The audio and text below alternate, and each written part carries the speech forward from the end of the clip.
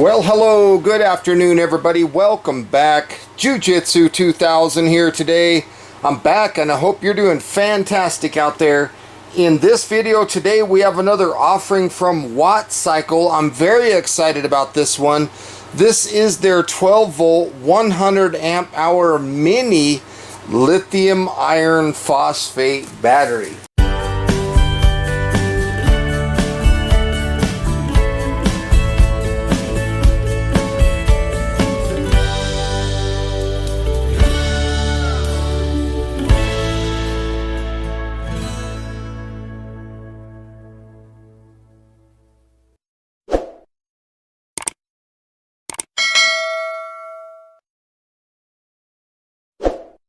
Let's go ahead and open this package, get this big piece of foam out of here.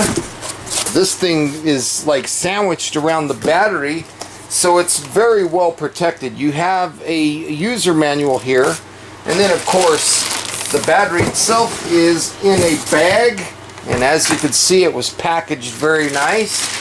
So we'll just go ahead and pull it out of this bag. I love the way they package this thing, and that is a nice looking battery. Very small compared to a standard 100 amp battery. Now in this bag we do have this small bag. This is the 4 M8 screws. So those are the screws that go in right here. We got to take off these little insulators here for the terminal. And the cool thing here is it does come with these insulators that go on top of the screws. So I thought that was pretty neat. Now when we look at the screws, you can see that they have a stainless steel screw and they have a Phillips on them. And I really like it when they do that, when they put Phillips on these things. Makes it nice because then you can use your drill and tighten them down. It's a very nice option. And then of course when you get these little plastic insulators, you can just set them right on the screw heads, and then it prevents the battery from being short-circuited accidentally. So very, very nice. But take a look at that battery. That is a nice looking battery. Now as I put these factory insulators in here, I do want to say it's pretty cool that they include 2 extra screws, you know, so you have the 2 that go on the battery plus 2 extras.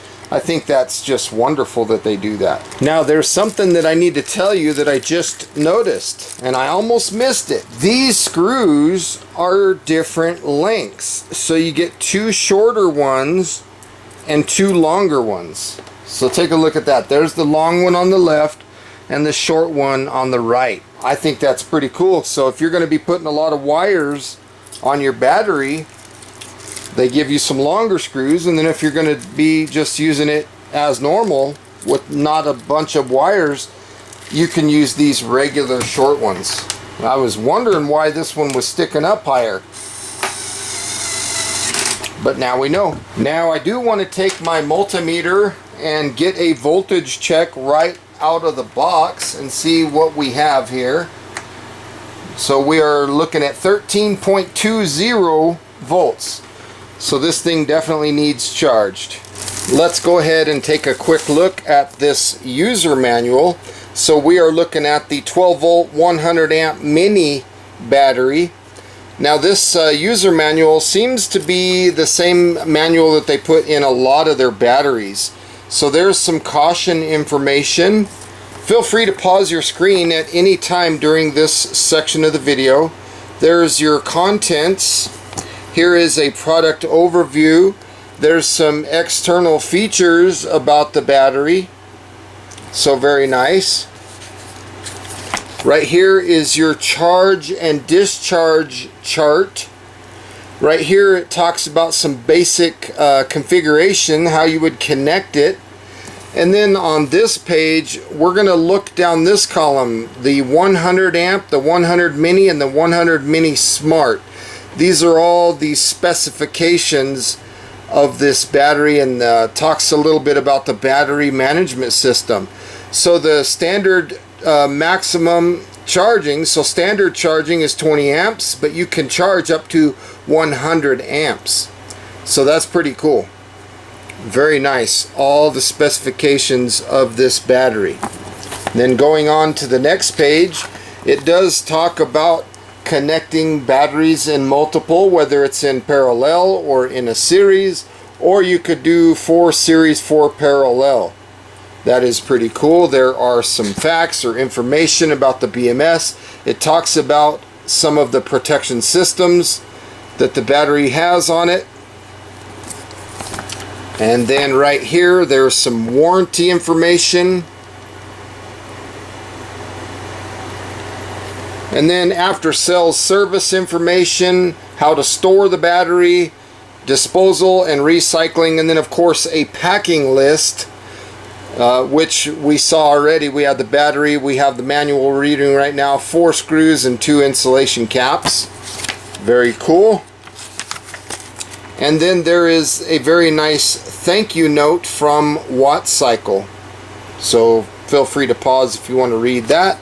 And then lastly, they do tell you the website, WattCycle.com. Nice user manual.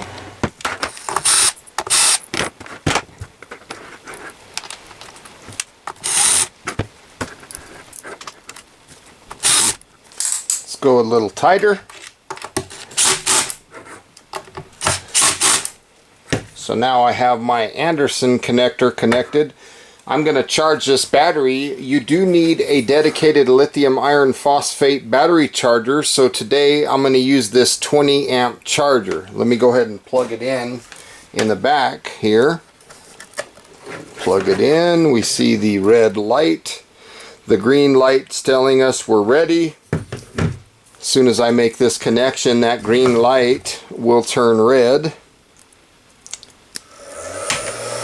And now we are charging, so I'll let this battery charge until this LED 2 turns green. So while I'm waiting for this battery to charge, I thought I would talk a little bit about it. The capacity of this battery is identical to the previous 100 amp version of 1280 watt hours. It's also made from grade A cells. Now as you can see, the size of this Mini is a lot smaller. It's actually lighter too, and almost by 40%.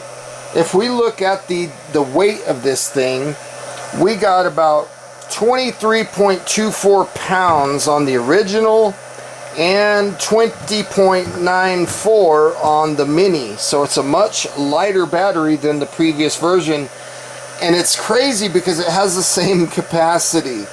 Now the dimensions, we are 9 inches wide, 5.4 inches deep, and 8.2 inches tall, versus 10.2 wide, 6.6 deep, and also 8.2 inches tall. And just like the previous 100 amp hour lithium iron phosphate battery that I reviewed from WattCycle, this one also has a 100 amp BMS in it.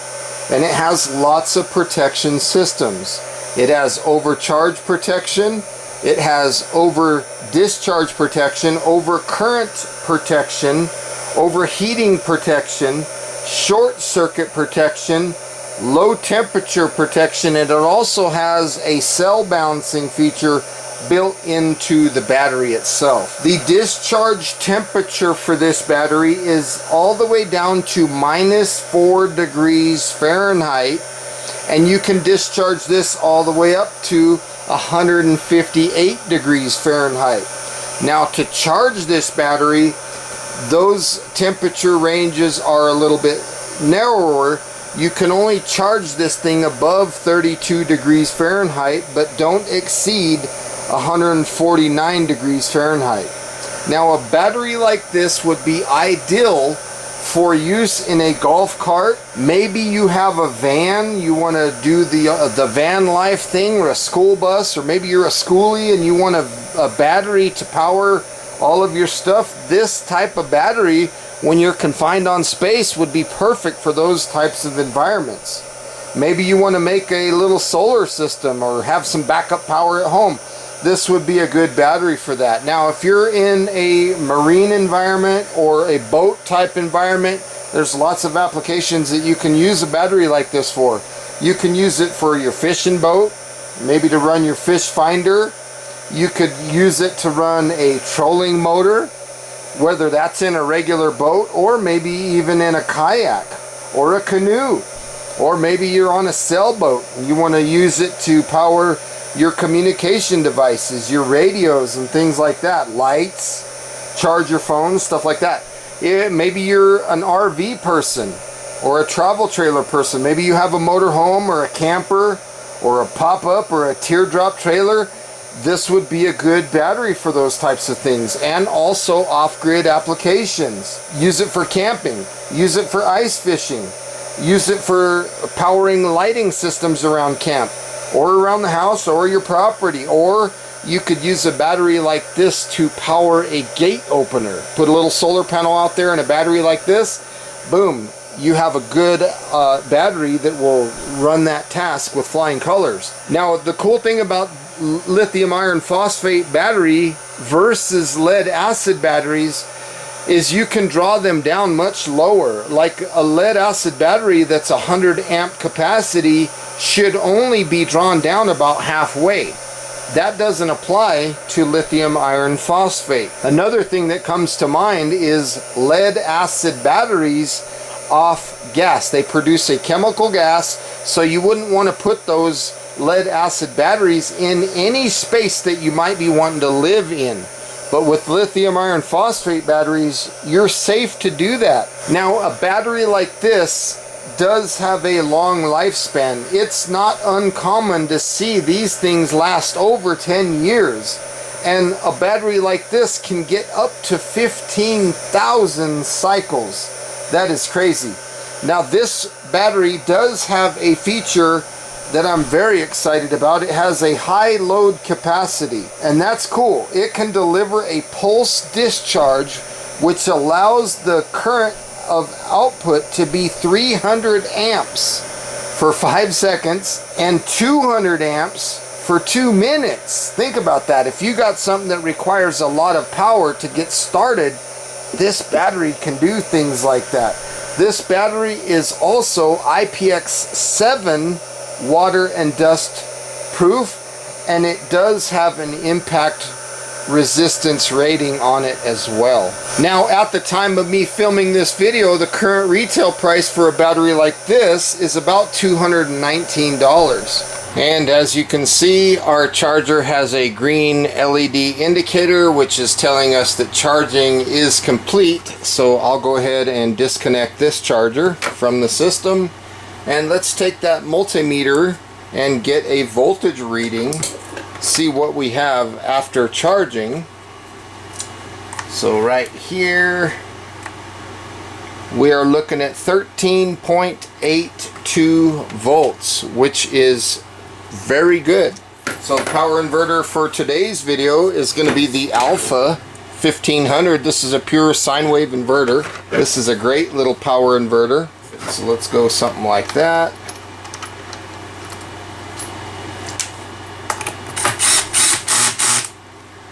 And let's go ahead and just tap the terminal here and see if it sparks or not. No sparks.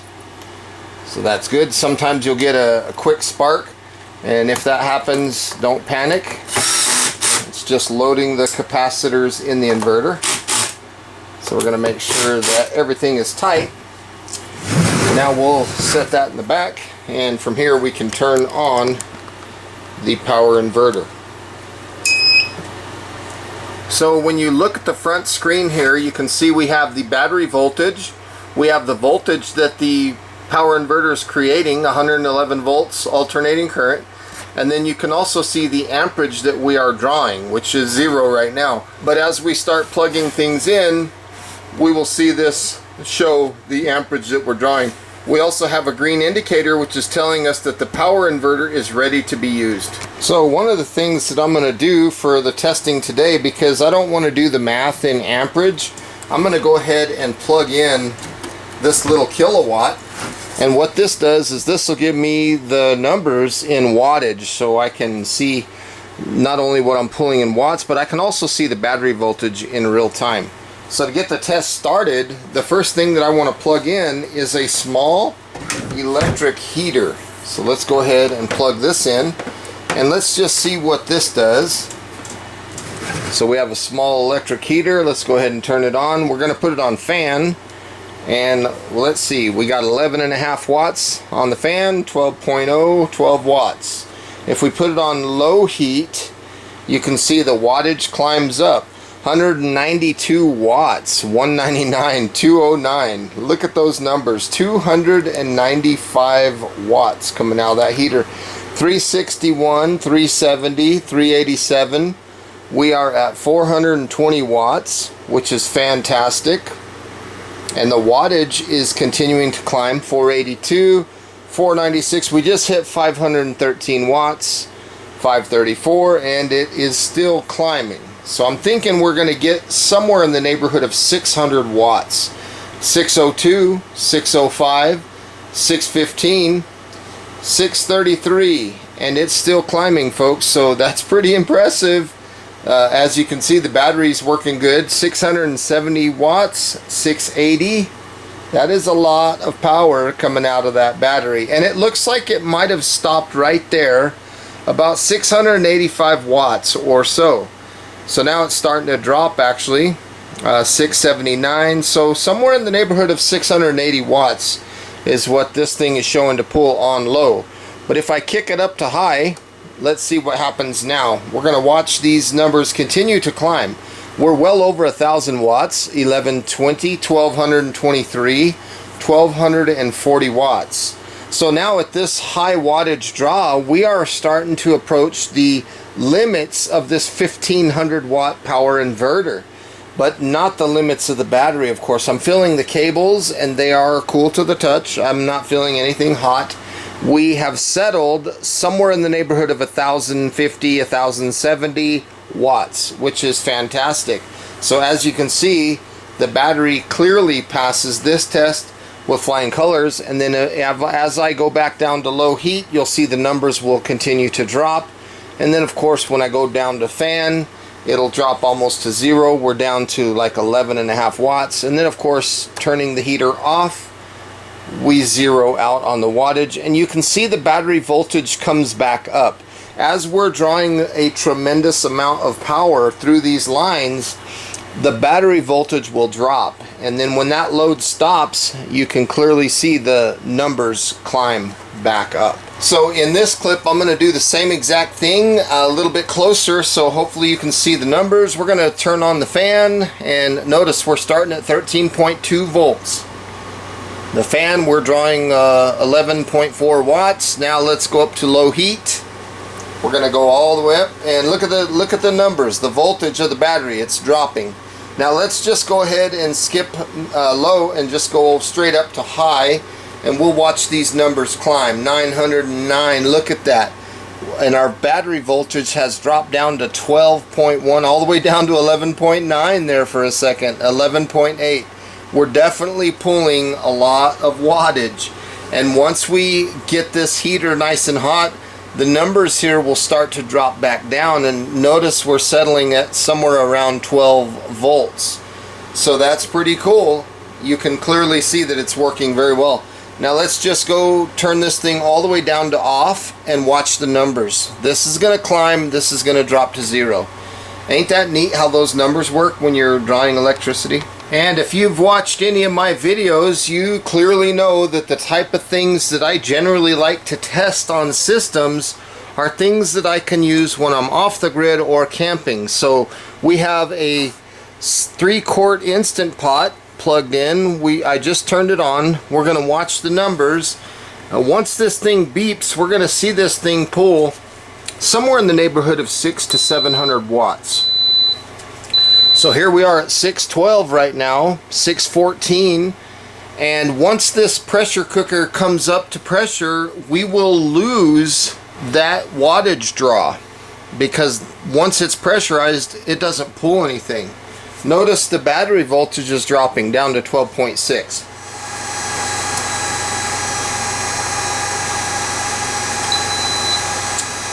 And there you can see the timer just started. We are up to pressure, and notice the wattage dropped and the battery climbed.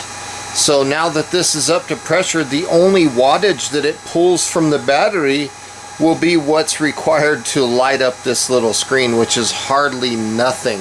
So let's go ahead and cancel that test, and let's try another test.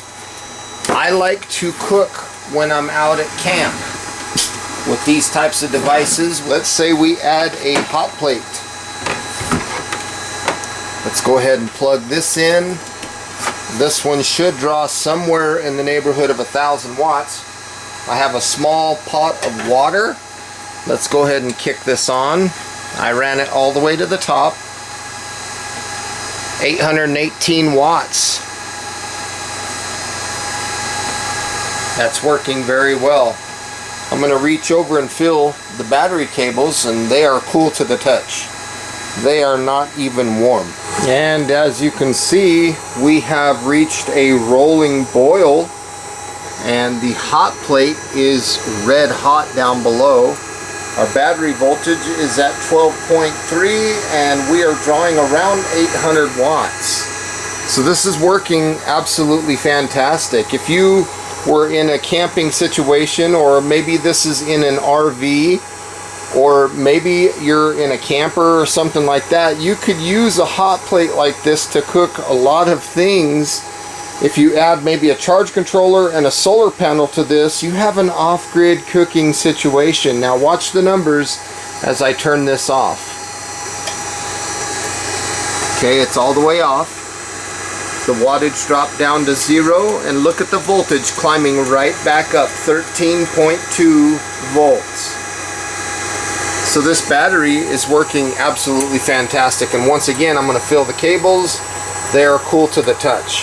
So a minute ago, I was talking about living off the grid. Now let's say for this example that we have a portable power station. Let's say that the battery is connected to a charge controller and we have some solar panels up top. And we want to use this off-grid system to charge portable power systems. So let's go ahead and plug this in, and let's see what happens. We have a green light right here on the charger, and let's plug it in, see what we got. Right now you can see we're bringing in 210 watts already, and it takes about 250 watts out of the system.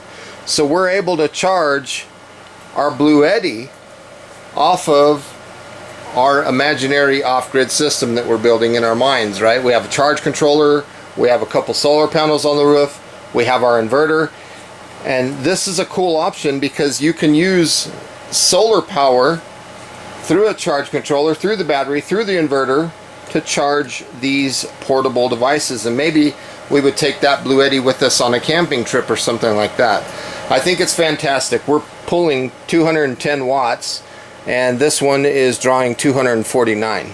So the system is working very good for things like this. Even if you don't have any solar power coming in, a 250 watt draw would run for approximately 5 hours off of that small battery. So these types of tests are awesome. They work very good. Behind me, I'm running a small AC window unit that draws about 500 watts.